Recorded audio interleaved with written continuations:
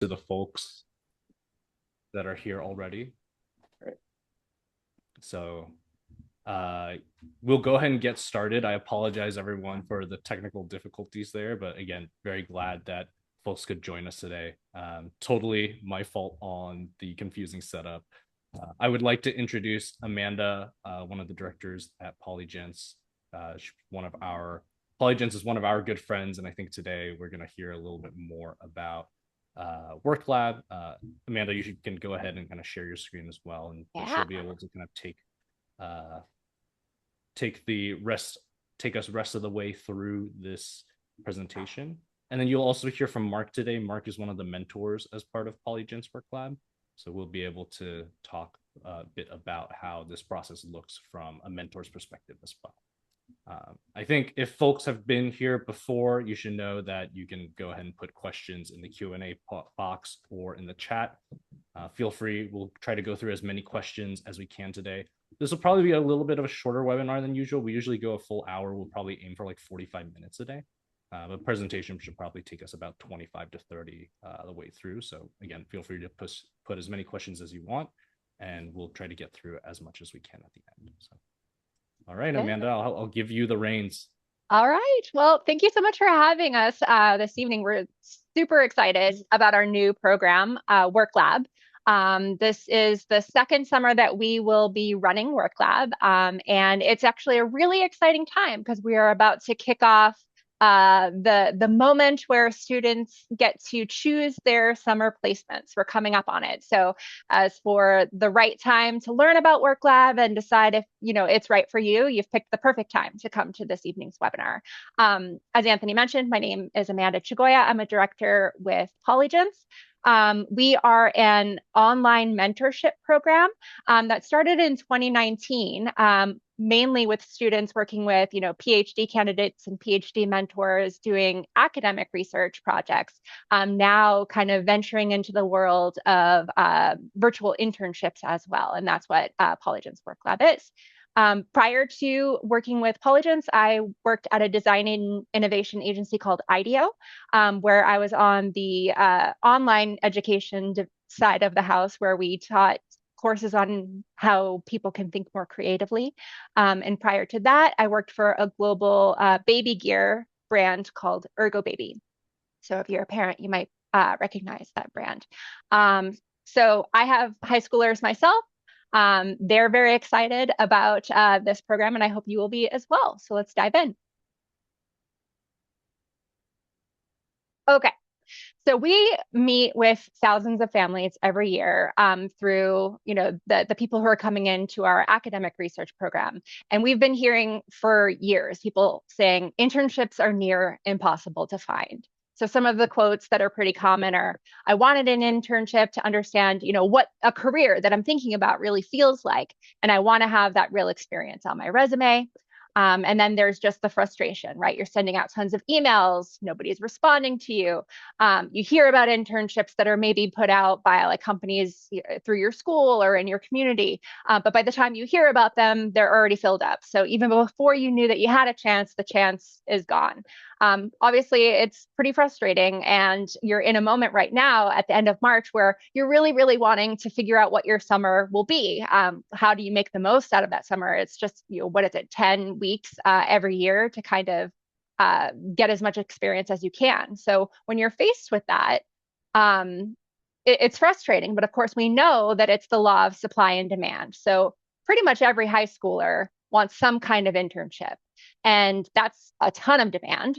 But of course, there are only so many opportunities available. And we just know that the demand is always going to outweigh the supply. So hearing this from our students and kind of just knowing that this is how it works, we thought, okay, how can Polygence help students to get that experience? How can we fill that gap? And that's why we created Work Lab. So it is our project-based career training program. It's designed to help students get experience working on a real world project for a company that is based on the needs of the company, not just, some hypothetical case study. And it's real experience that they can put on their resume or in their portfolio. So in addition to actually getting that project, and these days projects are so important, right? It's not about the knowledge that you have in your mind or the grades that you can get on a test. It's how do you apply it in the real world? That's the real test of, of somebody's capability.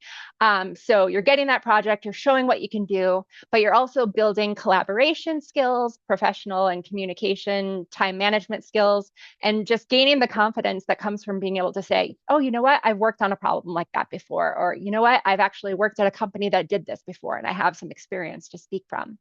So the program, you can kind of see all the elements of it on the right-hand side.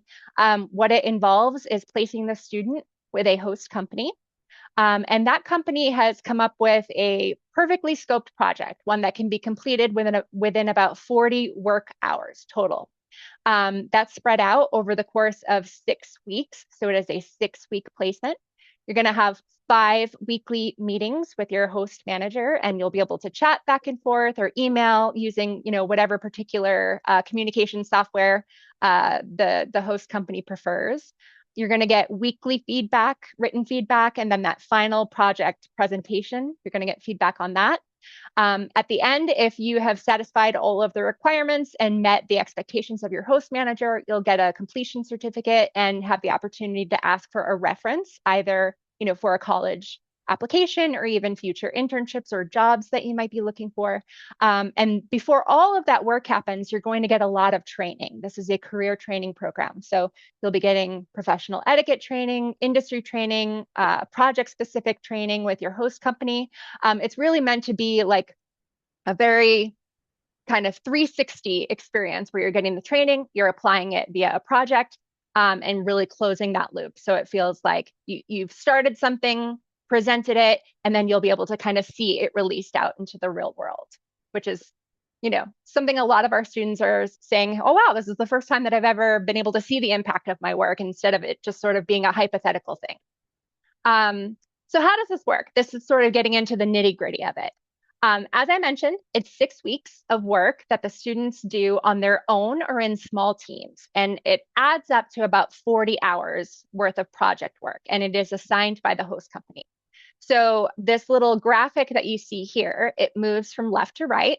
That first green graphic here, this is where you're going to have your professionalism training, your communication skills training, the how to get the most out of this experience training. And then these two, I don't even know what the shape is, rounded triangles make up week 1. So you're going to get 2 more trainings in week 1. You'll get your industry training with your host company, and then you're going to get your project specific kickoff. So that first week is a whole lot of training. And then you're going into your project work. So you can see them here week 2, week 3, week 4, week 5, week 6.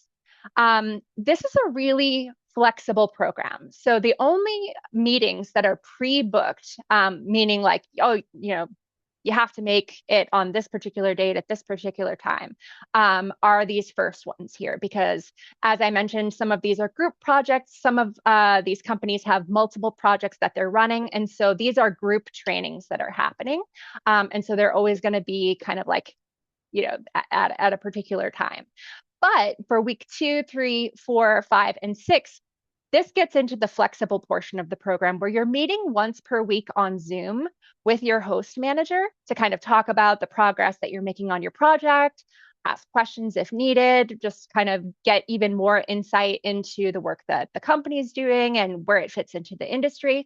Those meetings are scheduled between you and your host manager. So it does take into consideration your schedule. And so if you are doing other programs this summer, whether it be like an on-campus program, or maybe you have a job or you're taking a vacation with your parents, this is really designed to fit into that, because the rest of the week is you doing work kind of on your own time, whenever it makes sense for you. And so then you kind of give the update of where you're at in that week. You get written feedback from your host manager, and then it moves on to the next week, again, where you're going to meet via Zoom, turn in your progress, get written feedback, all the way until the very last week, week 6, where you're going to give your final project presentation. You'll receive feedback, final feedback on that, and then you get your completion certificate when the project wraps up. So some of the projects that students worked on last summer, we had over 100 students participate in Work Lab last summer. And these are just a handful of the projects that they worked on. So our students were interviewing real clinic directors and basically getting insights that helped to shape AI-based healthcare translation tools. That one was specifically about going to clinics where there are different languages spoken, and trying to problem solve. Right, it's really hard to help a person when they can't communicate to you what's wrong or you can't understand them. And so AI being a big potential for helping people kind of with that communication gap. Our students were working towards that, which was very cool. Some of our students were working with a nonprofit and expanding lung cancer screening awareness through community outreach to primary care physicians in their local areas. Another group designed an AI-based online tool to build financial literacy for underserved communities. And another group built the social media presence of a social event platform. And you can see a quote here. This was Akash. He was a rising senior. And he said, "This is different than anything I've done in the past. We're actually doing real life work. This isn't a hypothetical case study. We're really putting this work out there and it's making real impact." And so that's really the difference here. It is real. It's not, a case study that you're doing in school. This work is going out there and you're going to be able to circle back with your host manager and say, "Hey, what happened with that? Where did it go?" So you'll be able to kind of see it and see it all the way through. So you probably noticed here we have Mark here. He was actually one of the host managers from last summer and will be for this year as well. So I would love to turn it over to you, Mark, if you could kind of share what it looked like inside your project, but maybe first give us the scoop about your company. Absolutely. Thank you, Amanda. I can't echo it enough. I agree with everything Amanda said. The internship and getting that, it's so difficult, and this really does give an opportunity to students to, sink their teeth into something, get the experience. So I first got involved with Polygence on the paper side, mentoring students. My background is a PhD in regenerative medicine, so I would take on students for research projects. And when they approached me for this, it actually was perfect timing because I just co-founded my company, Prognostic Optimization Group. And what we're doing is using AI to streamline the healthcare visit and documentation portion. Patients essentially interact with chatbot. It collects all the necessary information and then streamlines them to get to the doctor, providing this closed ecosystem and enhanced care. We've gotten into 2 primary care clinics, launched with them, seen that it accelerates the time for patients to see physicians by roughly 8 minutes or $600 a day. So really, pushing those strides, and we're now actively getting into hospitals and working with universities. So a lot on the horizon. And, when mentees came on for the cohort last summer, there was first really understanding what they wanted to get out of it. What are their interests? I think, it is an internship, real life experience. So I want people to do great work. I want them to enjoy it. So I tried to tailor specific deliverables to the different students or mentees. So if someone is interested in a career in finance, then maybe focus more on pricing models, competitive analysis, how we go to market strategy.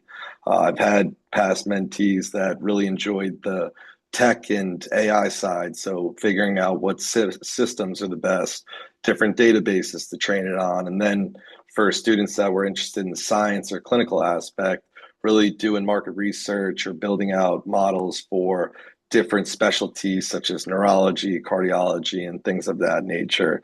And I think, it's such a great opportunity, but you really get what you put in. We structure this to optimize the timing that we can take for the full cohort scheduling. So, like Amanda alluded to, you get onboarded, really try and bring you up to speed so that you can understand what the company is, what the goals are of the internship.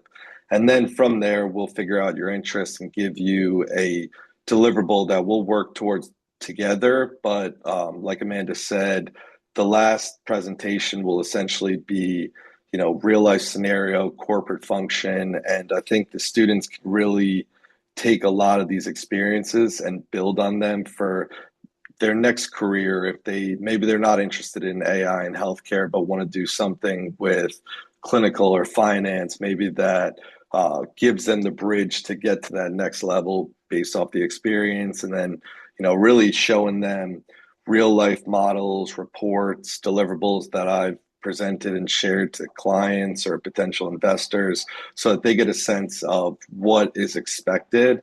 And, I think I've really been blown away by some of the work that some of these interns have done, really diving in, understanding what the goal and outcomes that I really need, and aligning that. We'll meet.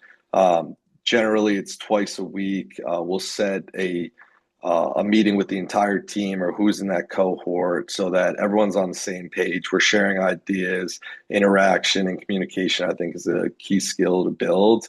And then from there, we'll have breakout sessions one-on-one with the different interns so that I can help them work through the problems, assess is this strategically the best fit, or how do we pivot or get the most out of it? Because selfishly, I want the interns to get a great experience. I want them to learn something, but at the end of the day, I would like them to do great quality work and get something that I can use. Maybe my bandwidth is a little constrained on different projects or initiatives that we want to take. And, some interns have done great jobs taking it the full length and really, driving this through execution. So I'm always interested. I think there's a lot to offer, a lot to learn, and it's a great experience. Thank you for sharing that. Actually, you brought up a really great point that, people might think that they're interested in a certain career or path or a certain area, but you never really know until you kind of get into it and you see what it's like behind the scenes. I remember my background is in psychology. And so I went through college the whole time thinking that I was going to go into mental health counseling. And it wasn't until I graduated and then I actually, got a job in mental health counseling that I realized actually this is really hard because all the Yeah. internships that I had were more in the research side, actually, not the patient care side. And if I had realized it sooner, I may have pivoted. Luckily, psychology is a very, you can kind of turn it into so many different things, but getting to see behind the curtain early, even, before you're out of high school is a really cool experience. And, that's a great point. I think with the students, interns, or even when you go into a job, find out what you're interested in terms of the industry sector, but then also what responsibilities or work you like to do, whether it's building business development lists, financial models, pitch decks, speaking to physicians or hospitals and talking with them. Like there's so many different facets that you can apply to. I think, grabbing onto the skills, learning that, and then you can apply that to your next experience and kind of grow within that, finding what you like. And, you're doing it at an early stage, so it's really helpful.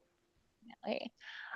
Well, with that, Mark kind of teed up this slide here. So, what are the actual tasks that our students have been doing in the different projects? They kind of fall into four buckets. So there is research, but it's a different kind of research than what they're doing, on the academic research paper side, right? So there's market research, customer journey mapping, doing actual customer interviews, scientific research, user interviews, fundraising research. Then there's writing and design. So we've had students do grant writing, do outreach, pitch decks, do actual experience design work and wireframing and even 3D modeling, prototypes and things. Then there's the business and finance side. So revenue modeling, monetization models, strategic analysis, marketing plans, data analysis, coming up with industry insights. And then for our students who already do have a baseline experience in coding, there's app development and training models and debugging, problem solving with AI and testing and suggesting process improvement. All of these things are all skills that I see my colleagues and myself do every week. So, you get to kind of just taste a small amount of it. Like you're probably doing market research and then maybe you're doing a marketing plan based on it. So like there's a little bit of each here. And it's definitely all of the projects are really cool ways to kind of test the waters and see, what lights you up or what doesn't. That's just as much of an insight as what does, actually. So that's what our students do. Those are the tasks. But also, you're going to get exposed to all different kinds of tools, maybe that you're not used to working with when you're actually in a professional environment. So these are just some of the tools that our students worked with that they hadn't used before. And I haven't even used some of these, but like when at the end we said, hey, like, what tools do you feel comfortable using now that maybe you didn't before? And these were the ones that came up. So Slack is one that I'm still learning. I've been using it for years, and I swear it's a tricky one. But that's literally just like messaging that different companies use and stuff. But you can see, obviously, GitHub and Ahrefs and Google Colab. Some of our students are using, pretty technically heavy tools that are pretty cutting edge, I would think. So you'll be getting access to the tools that companies are using and getting those skills as well. So I mentioned that we offered Work Lab for the first time last summer. It was our pilot season, so it was kind of an experiment. We didn't know how it was going to go. We built up the program ourselves. We had enough supply, again, that supply and demand thing, for about 150 placements. There were 750 applicants.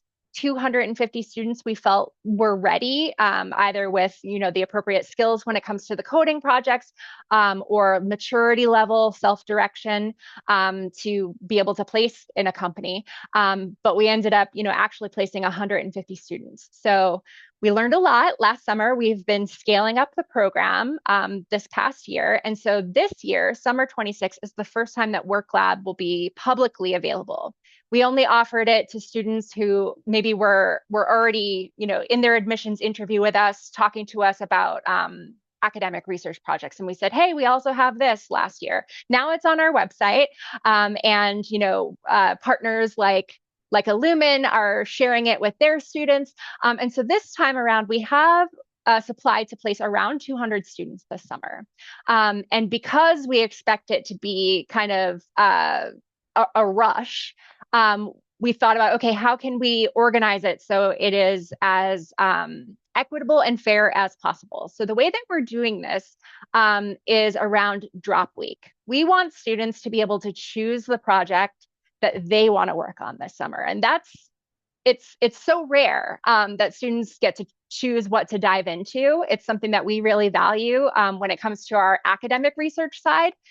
We think that students, get the most out of projects when it's something that they're passionate about, and we wanted to carry that into the Work Lab program as well. So what is Drop Week?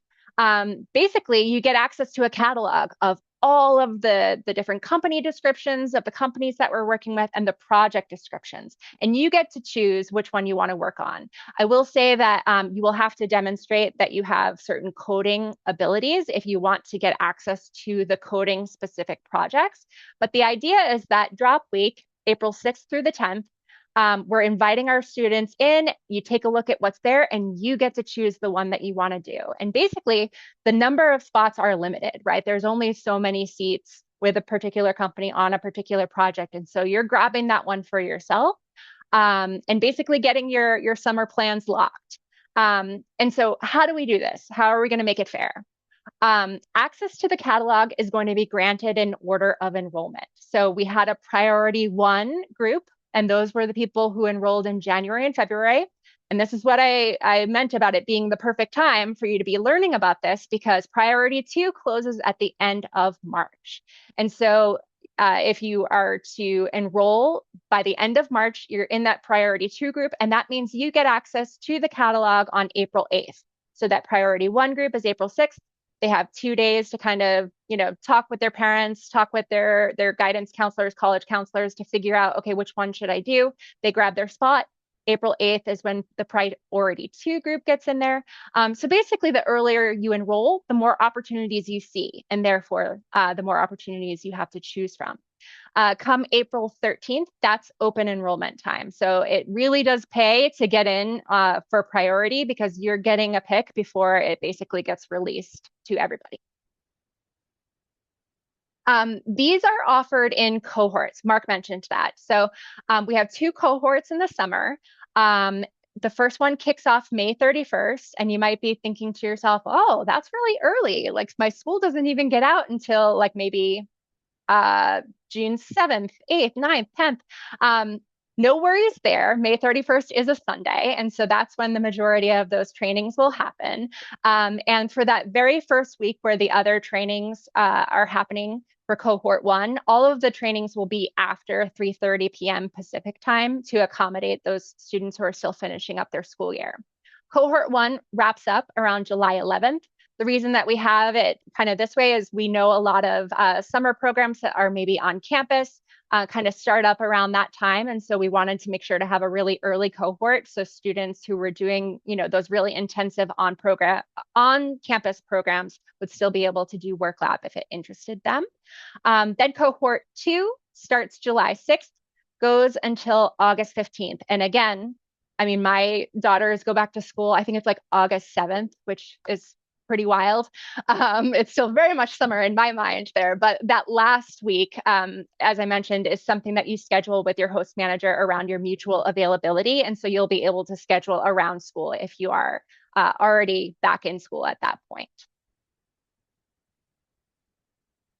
So tuition and details. So Illumin Work Lab, powered by Polygence, the tuition is $2,600, and that includes everything that we talked about before. So the host company placement, those weekly check-ins, all of the workshops, the 40 hours of work that you're doing, and all of the feedback that you're going to get back on it, the email access or the chat access to your host manager if you run into any issues or have questions. The certificate of completion, the reference opportunity if you meet all of the requirements. The biggest thing that I do want to stress here is that if a priority student, so somebody who enrolls either in that priority 2 group or that kind of last priority group, that first week in April, if by the time you get into the catalog, you don't see anything that interests you, which I highly doubt that will happen because I've looked at the list and it's pretty incredible. But if there's nothing there that matches your goals, you can request a full refund. So priority basically means like you get to look, and if it doesn't match for you, you can ask for a refund.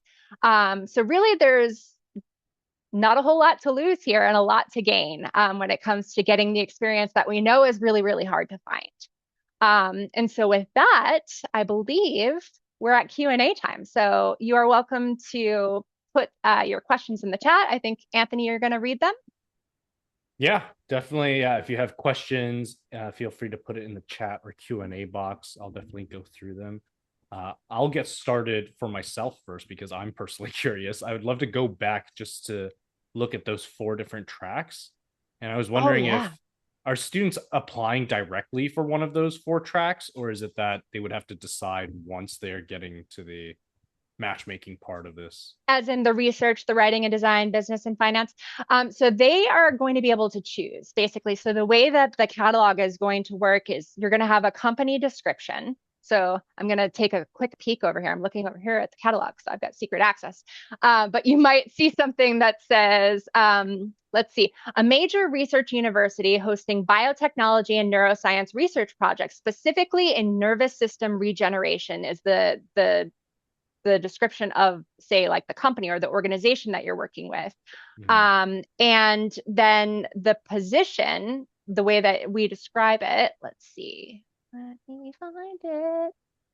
So funny that we have them in different things here. Okay. Your task will be to come up with a review for university health system. This prototype will, oh my gosh. Anyway, yeah, some of them can be very clinical, and even I don't understand this one, but basically you'll understand like, oh, wow, this is like an app test one. Or this one is going to be market research. This one is going to be creating a pitch deck for investors. You'll kind of have a sense of which one of these 4 buckets that project falls into.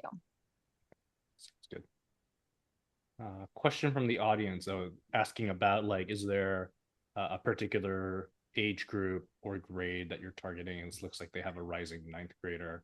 I believe there is an age limit, 16, is that correct? It's actually 15. Yep. 15. So 15 and up. So if your rising ninth grader is one that maybe was kind of on the older side and is 15, they would be eligible to take part. If not, we do plan to be around next summer. Any other questions from the audience? I'll throw one of mine in here because I'm personally curious again. I saw that there's like a workshop on etiquette, and I was also curious if like there's any workshop, any etiquette around AI use in a corporate space. I would love to hear kind of your thoughts, Amanda, or Yeah. if that's around it, then Mark, maybe your thoughts on just like how you would be discussing this with a student if that came up. Yeah, I'll take this first, Amanda, because I think it's so prevalent, and obviously my company is trying to utilize AI. I think students should use it to supplement, building out outlines, finding research articles that are relevant. But what I'm not looking for is for someone just to copy and paste what they put into the prompt and get out. Like, you can tell very clearly, and it shows that you're not putting in the work. But I think using it to either accelerate getting these resources or building out, a structured outline of something, I think it's great. And you should be using it because there's a clear evidence that it's not going anywhere. It's playing a vital role in all facets of business, and every industry is using it. So I think students should be taking advantage of it. But with the confines of, using it as kind of a resource, not as a replacement for your thoughts. Absolutely. Thank you for that. In the etiquette training, we do talk about AI note takers and things like that, and NDAs and company secrets and things like that. So there's that side of it, right? Because you can't just assume it's okay to take all of this information that you're getting from your host manager and drop it into chat and like have That's the true. help chat That's train the true as model. well. So we do talk about that, but just as somebody who also is kind of learning how much I personally want to use AI in my work. Obviously, it can make you really efficient, but at the same time, even if it's something that you know how to do and you've done over and over again, when I'm writing a pitch deck or I'm writing a case study or I'm putting together a marketing plan, if I'm doing it with AI, I don't remember it as much as I would if I wrote it myself. And I'm not as invested in it as if I had come up with the ideas myself. And so I would say to students, now is not the time for you to kind of offload the work from somebody else because this is your experience. This is something that you need to internalize. And this is where you get to learn to do it yourself. And that's so rare. And so I would say, kind of err on the side of doing it yourself, because that's the only way you're going to know if it really is something that you enjoy. And I'm just wondering out loud because we have all of these different skills that different students would work on, and yeah, building a pitch deck, market research, grant writing, like yeah, AI might make these things easier, but yeah, if I'm using the pitch deck to give a presentation and I did not make it myself, it's probably a little bit harder. As is, it might be harder to talk about which assumptions you use during the revenue forecasting that you also created, right? So making sure that students are aware of that as Oh well. my goodness, absolutely. And then it's just, I build to think, right? So like as I'm actually kind of grappling and deciding what to do, that's my thinking process. And so if I were just to ask chat to write everything for me, I've just said, okay, I'm not even going to think on this. And that's just me personally. I'm a build to think person. But for the students on the call, think about when you do your best thinking. Is it when you're kind of grappling and struggling? I would imagine it probably is. And so you don't want to eliminate that because that's where you grow. Another question, similar question around age, but asking if a student could do it after a high school graduation. So I guess 12th before going into Absolutely. uh, We have a number of college bound students who have already enrolled because this is still a really important summer for them. Like they, of course, have kind of gone through the college admission, and it's a relief now, but it's still a great opportunity to kind of get a sense of what direction are you really into, just as you're starting your college career. So pretty much, yeah, even if you're in college, if you're about to start college, it's a great time. If you're in college, even college students are having a hard time getting internships these days. So we're seeing, second and third years doing work lab as well. And just to piggyback off that, I think to get experience, you need to have experience. So, this is a great first step or, foot in the door to really learn what you like, kind of build on those skills, have that as something on your resume that validates for the next summer or going forward. Yeah, being able to build the skill set as well. And I'm assuming, Amanda, the time frame of that would be still the same of like 40 hours across the Yes. 6 weeks. Is that correct? Okay. All right. Any other final questions for today? Otherwise, I think we'll all potentially log off early. Mark is on the East Coast. We're taking up. I still got a call after this, so that's true. That's it true. never ends for the startup founders. Never does. Well, this is the QR code to go to the Illumin specific application. So if you're interested, I can't stress enough, try to get into that priority 2 group. You'll see so many more opportunities, and you'll get to find one that really speaks to you.